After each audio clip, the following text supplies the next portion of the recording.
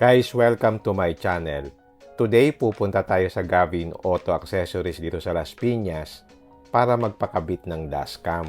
Yung dashcam na binigay kasi sa akin ng kasa as part of the freebies, hindi ko nagustuhan yung quality.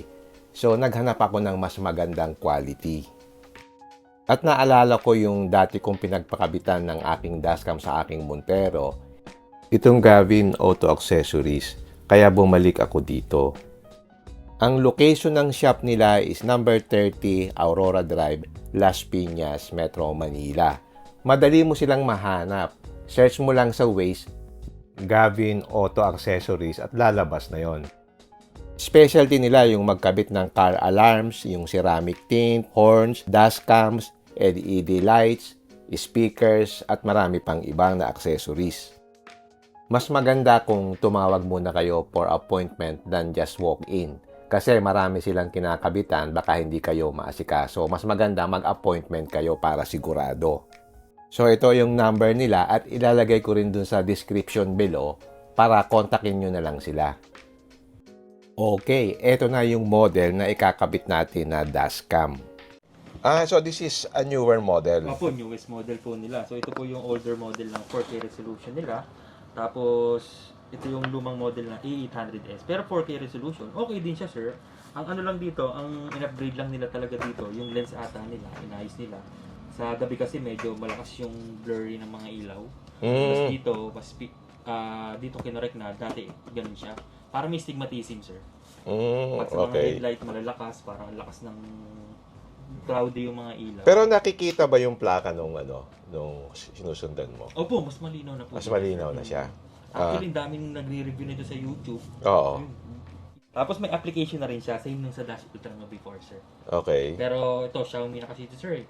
So 70 ma yung brand niya, sir. So ito, phase out na sa amin to, sir, yung older model. Pero same manufacturer yan. Opo, tama, sir. Ito lang is old version. So anong pagkakaiba nung 70 Mai? Opo, parehas lang po sila. 70 Mai tapos A810. Opo, Ito A800S po. Okay. So yun pala yung difference niya. Opo, tapos ito, sir, yung lumang model, pakita ko, buksan ko na lang. May sample pa lang. Yan. Opo. So Pero physically, parang pareho lang parehas no? sir. Pero yung lens, tsaka yung power supply niya, sir, iba na. Ito yung lens ng bagong model, sir. Ito yung bagong model. Opo, tapos ito po yung luma. Mas malaki yung lens niya, Opo, no? actually Sony lens na raw yan, sir. Tapos Okay. yung power supply niya, sir, Type-C na yung bago. Mhm. Tapos yung luma, yung micro USB. Micro USB. So Okay. yun lang yung naiba. Tapos yung rear cam nila, sir, magkaiba na rin eh. Ito po yung rear cam ng luma. Ito, mas maliit. Okay. Tapos ito po yung bago na. Tsaka yung sa Yung bago bago, na. sir, natitilt siya 360. Okay. Yung isa, hindi po. Hindi.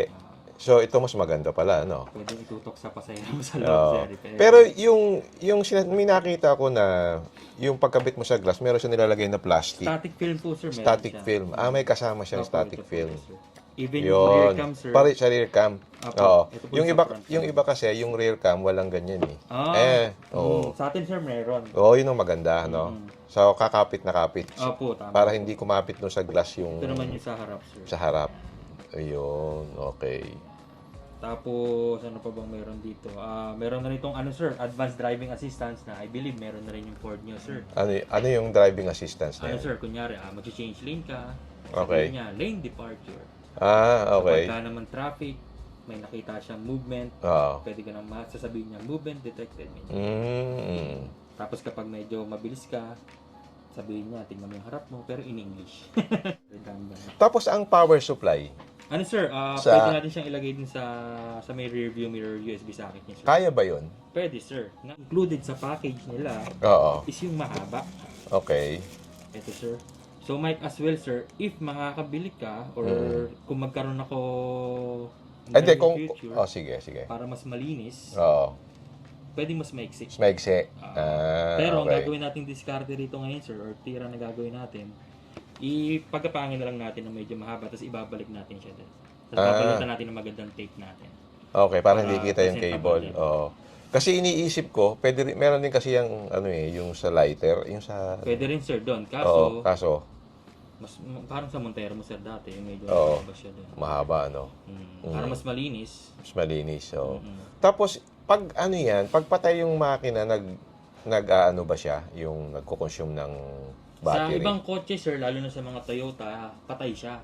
Unlike Oo. sa mga Ford, Oo. minsan kasi yung socket nila dun sa may rear view mirror Oo. socket, yung 12 volt socket nila dun, minsan, ano siya yun, live yun minsan eh. Live eh, oo. So mamaya makikita natin sir. Madi-discharge yung battery. Opo. So if ever, kailangan nyo siyang Tanggalin. bubutin. Tanggalin, oo. Kaya yung Habang iba sir, ito ang ino-offer ko sir sa mga gusto. Sa shock sensor sir. Hmm. So ito po is universal dashcam hardware kit sir. Okay. Na for example, nakapark yung kotse mo. Kasi alam naman natin sir na magre-record lang yung dashcam kapag naka-on. Oo. So ito naman, kapag naka-receive siya ng shock, kunyari may magnanakaw sir, nabangga yung kotse mo while on park, nabagsakan ng kung ano-ano, matik magre-record po yung dashcam natin for 2 minutes. And then after 2 minutes, kung siya mag-shutdown, pag may na-receive na naman siyang shock, 2 minutes na naman yun. And then don't worry sir kasi hindi siya nakaka-lowbat, meron tong low voltage protection, which is 11.8. Kapag na-reach siya na yun, anything na mangyari sa car niya, hindi na siya gagana. Which is proven and tested na to, sir, ng mga clients ko and me sir, personally sa mga kotse ko. And then yun, sa mga nagtataka kung mabuvoid ba yung warranty nila, hindi po kasi plug and play lang po siya. Yan, naka-plug lang po siya sa fuse box. Okay. Tapos ito po yung socket niya sir, which is pwede sa kahit anong type of dashcams. May type C, may micro USB, yan. Saan sinasaksak sa ano? Sa Fuse box na sir. sa fuse box. Okay. Ito lang po siya sir, para at least meron kang parking surveillance sir. Para hindi na siya nakasaksak dun, mas malinis sir. Yan. Okay. Which is ano naman to, optional. Optional, Ano lang, oo. added security. lang, Added sir. security. Lalo na sir sa mga walang parking. Oo. Hindi, pagka yung nasa public parking ka palagi o Opo, wala. kasi mamaya pag nakita nilang may kotse nila, may bangga, pwede na review yung dashcam. So ano lang po, may big possibility na po na makita kung sino yung nakadali. Oo. Unlike sa yung ganun lang talaga, magagana lang kapag Okay. Dito natin ilalagay. Ang objective is mapalapit dito, no? Para yung cable hindi siya mahaba. Kasi kung dito mo ilalagay, dito meron kasi dito na USB dito. Hahaba yung cable, pangit siyang tingnan. Kaya dito natin ipapalagay. Then, natin doon sa ilalim. Papasok doon hanggang sa makalusot dito. Nari po mismo yan. Yan, sa likod. Like nung kinabit namin ganito ng Raptor, kuha naman po yan sa likod, wide naman po yung camera. So, yung plastic na yan, yung Pinaka nakapitan. po. So, nakabit na yung static film. So, dyan ikakabit yung camera. So, imamount na ngayon yung camera dun sa static film na idinikit kanina. Tapos yung wire, papadaanin dun sa headliner para hindi nakalaylay. So, nakatago para magandang tingnan. Yan, naikabit na yung rear camera. Ang sunod nating ikakabit yung front camera. So, positioning muna tayo.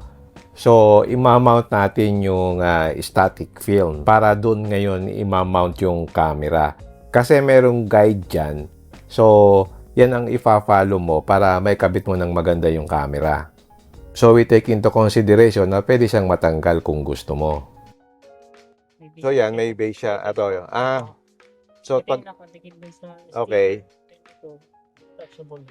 So, pagkuha, Like yun lang. slide. Tapos, Ganon. Yun pala yun. balik yun ang kulay. Okay, so balik ulit. Yan. So, yan, tinanggal na niya yung, yung plastic na yan. Diyan niya yung kakabit kasi yung, Ito sir, yan. hindi masyadong kasi yung wire. Iniiwasan natin yung wire na mahaba. So, inilalapit natin. But make sure na matatanggal pa rin para pag kailangan mong i-view yung Yan, tama, no? Tama lang. So, mahuhugot na yan. Okay. Sige. So, imamount na natin yung camera.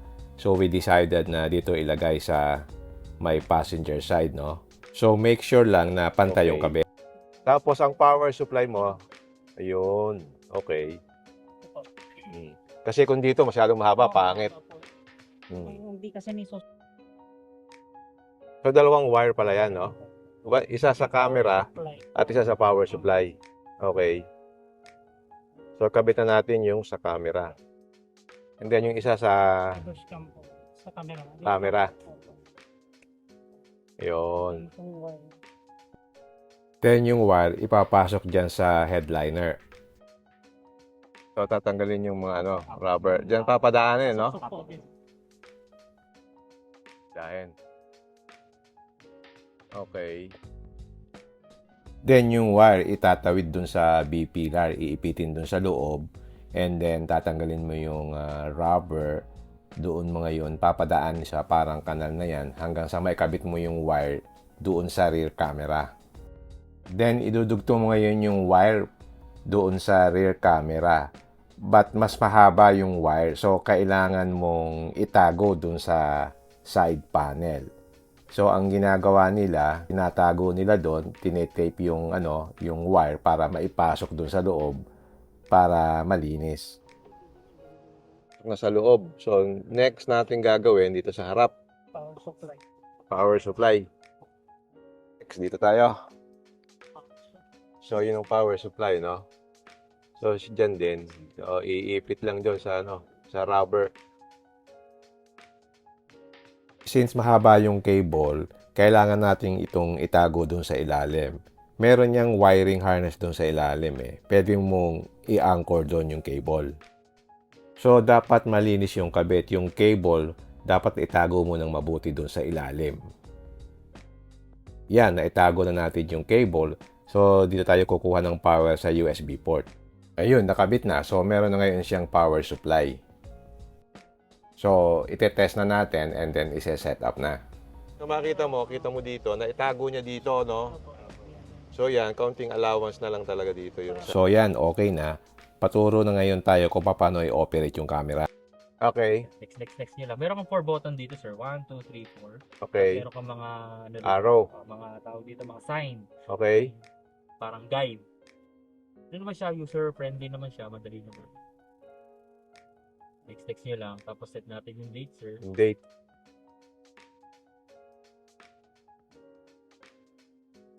.46.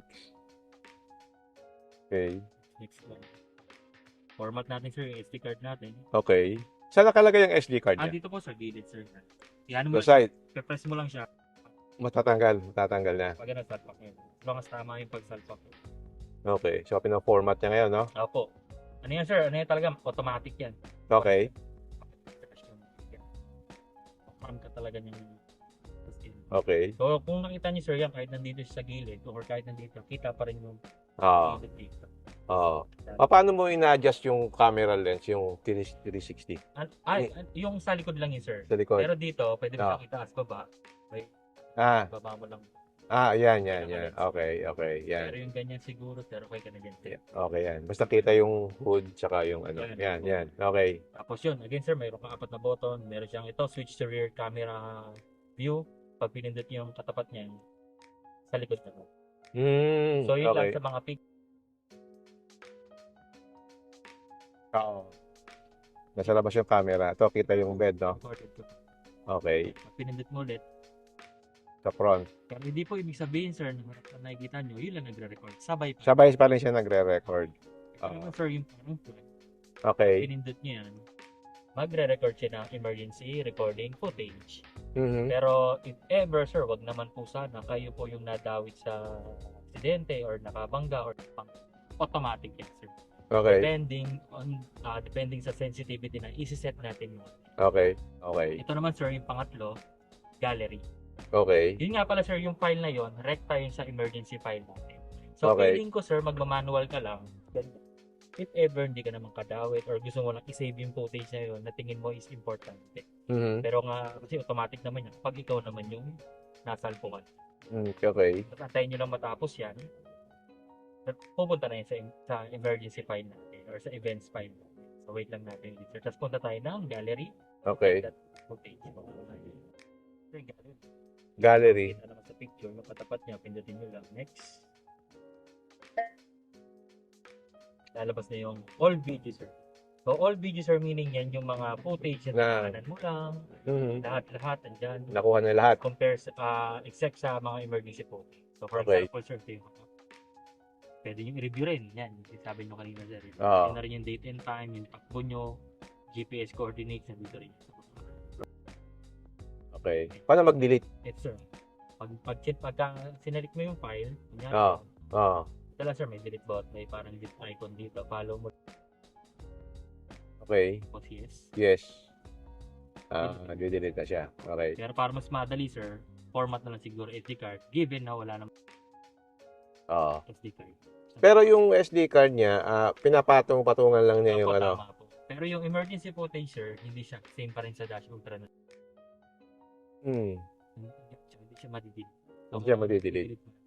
Okay. Puno na siya. Kasi pag puno na yung emergency video nyo, delete yung space for normal videos. Okay. So, mas maganda kung wala naman kayong importante ngayon pag marami na, delete nila. So, kung hindi mo na kailangan yung video, pwede ka nang mag-delete. So, pwede mong i-delete yung kuha sa front saka yung kuha dun sa rear camera. Front clear. Ito Okay. po yun, sir, parking surveillance. Yan, kapag meron ka ng 4G kit or yung hardware kit natin, sir. Oo. Time-lapse, wala pa.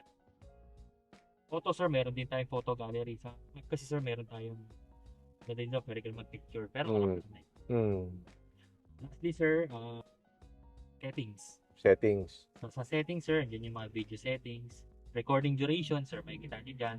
Okay. Meron siyang option na 1 minute, 2 2 minutes saka 3 minutes. So, Okay. depende sa inyo. So, malaki naman SD card natin, sir. Oo. 3 minutes. 3 minutes. Sige, 3 minutes tayo. So, pwede kang 1 minute, 2 Apo. minutes, saka 3 minutes. So, ang maximum, So, 3 sir, is minutes. 3 minutes. Okay. So, mahaba na rin yun, ano? Tapos, wala naman ang importante dito. Ayun ang system settings. Okay. Sa system settings, sir, then yung pwedeng i-connect yung phone nyo sa Wi-Fi hotspot. Lalabas yung pag-inon nyo, lalabas yung Wi-Fi ninyo, and word. Okay. Balik muna tayo dun, sir, mamaya tayo.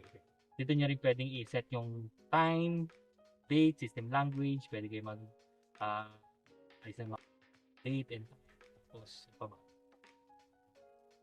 Tapos meron pa dito, sir, pwede kayo mag-format ng SD card. Kung gusto nyo i-format, sabay delete na lahat ng files. Parking search security, sir, ito yung collision detection, sir. Kapag meron ka ng parking surveillance, yung 4G kit or yung pwede natin i-on yan, yung motion detection. Kapag may off yung kotse mo, may maaligid sa kotse mo, parang CCTV, sir, sa kaso yun, pwede. Oo. So, sir, yung smart travel niya, sir, na pictures, yung advanced drive. May ADAS to rin, ah. Opo, so, pero na kayo, sir, Oo. pero optional yun. Oo. Tama para sa ibang kotse. So, emergency video, sir, diyan mo pwedeng i-ano yung sensitivity. Okay. Pwedeng low lang, middle, high, para konting lubak mo dyan pag naka-high. Magaan. Salita yan, akala niya, bang nabangga ka. Okay. Siguro. Low sensitivity. Sige. Pa naman din kasi ayaw nang maingay. So, off na lang. Sound settings, yan, kung ayaw yung sir. Audio recording, sir, on. Oo. Yan. Importante yan. Yan pala siya dapat. Oo. Speaker volume, kung naiingayan ka, sir, pwede mong i-low, pwede mo rin siyang i-off. Okay. Oo. So yun, sir, try natin, sir, connect tayo sa ano niya, Sige. sa Wi-Fi. So, Wi-Fi hotspot, sir. At para ma-download mo yung video sa cellphone mo, kailangan mo mag-download ng app ng 70My sa App Store. Tapos, add device tayo, sir. Tapos, may screen yung dashcam natin. So, lagi po tayo dito. Dashcam with screen. So, continuous lang yan, sir. Yan, lalabas na yan. 45E8. Select nyo lang, sir. Tapos, magsisend ng authorization letter yan dito, sir. Para ma-confirm nyo kung legit ba or ano. Okay. Ano lang naman, sir, sa initial lang. So, first connection nyo lang. Tsaka siya lalabas. Yan. Connecting na siya. Press nyo lang ulit. Tapos, mag-check yan. Join. Join.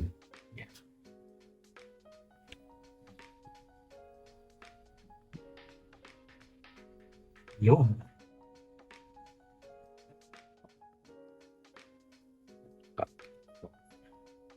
Allow. Recording continues. Yan. So, if ever, sir, yan lang, still recording pa rin siya, sir. Pero once you access the mga yung albums na sir, Oh. mag-i-stop recording na si dashcam natin. So make sure sir na kapag mag-access kayo ng mga gallery niyo sa phone, nakatabi kayo or nakagilid muna. Huwag while driving kasi baka mamaya masaktuhan. Nag-access kayo ng mga footage while driving. Hindi naka-stop recording. Kailangan naka-stop, no? So, okay. ito sir, yung mga old videos natin, yun sa harap sir. Ito naman yung sa likod. So, if ever sir, may kailangan kang footage, select mo lang, kunyari ito, may kailangan ka dyan, download, drag ka na sa file nyo. So, yun yung sir, yung view natin. Kahit nasa gilid siya, kita pa din siya. Tapos, ito yung events file natin sir, emergency video sir. So, Okay. ito lang naman meron tayo ngayon. Ito pag nag-picture ka. Okay. So, ito lagi titingnan niyo sir kapag may mga importante kung may mga nangyari, wag naman. Yan lang kayo pupunta sir sa emergency video. Kasi ma-detect niya yun sir eh. Kasi ito sir, ang kagandahan sa newer model natin sir, or sa newest model natin, may timeline na siya sir. Pwede mo nang hindi isa-isahin yung footage, yung mga file doon, drag mo lang, makikita mo naman kung anong oras. Pwede mo lang i-drag. Opo, para hindi ka mag-isa-isa ng file sir. Okay. Kunyari, ito yung oras na to. Para tuloy-tuloy ba siya, sir? Hindi naman na isa-isa. Pwede mo rin siyang i-download lahat. Download. Okay. Mas matagal nga lang kasi mas malaki. So, mas better kung sa PC laptop pa rin o sa computer. Kunin nyo lang yung SD. Pati yung audio, sir. Okay. Sige. So sa mga mag-a-avail po, Okay. ng dashcam or ng 70x80 natin, we offer 7 days replacement po and 1 year warranty repair po if ever. Pwede nyo dalhin doon sa amin para mapa-repair natin. Pa-repair, if ever okay. Out of, na siya, 7 days replacement. Okay. Pero pag within 7 days, sir, may detect siya, palitan namin siya right away. Okay. Tapos ang presyo niya po, 10,500. Okay. Actually, naka-promo na yan, sir. Tapos yung SD card natin na 128 128 gigabytes. SD card is 1.5. Okay. Yung total po ni sir is 12,000 1,000 pesos. Okay. Yeah. So kung interested kayong magpakabit ng dashcam, sabihin nyo lang subscriber ko kayo o napanood nyo yung video na ito para mabigyan kayo ng discount. So ipakita ko sa inyo ngayon ang kuha ng camera. Makita nyo malinaw at saka malapad yung kuha. You can see here yung opposite lane. Sakop din niya. So malapad yung kuha ng camera at saka malinaw siya. Since 4K yung resolution ng camera sa harap, so kitang-kita mo yung plate number ng sinusundan mong vehicle. At ganito naman ang kuha ng rear camera. Since yung camera is nakamount doon sa rear glass, makikita nyo yung bed nitong pickup truck. Naka super dark tint ako kaya hindi ganong kalinaw as compared doon sa front camera. Pero maliwanag pa din naman. Yan, kahit yung rear camera, malapad din yung sakop. At dun sa lower portion ng camera, makikita mo yung date at saka yung speed mo. Ito naman yung night shot niya. Makita mo, malinaw siya. Kasi yung ibang mga camera, madilim na sa gabi. Dito, kita mo rin yung plaka nung sinusundan mo.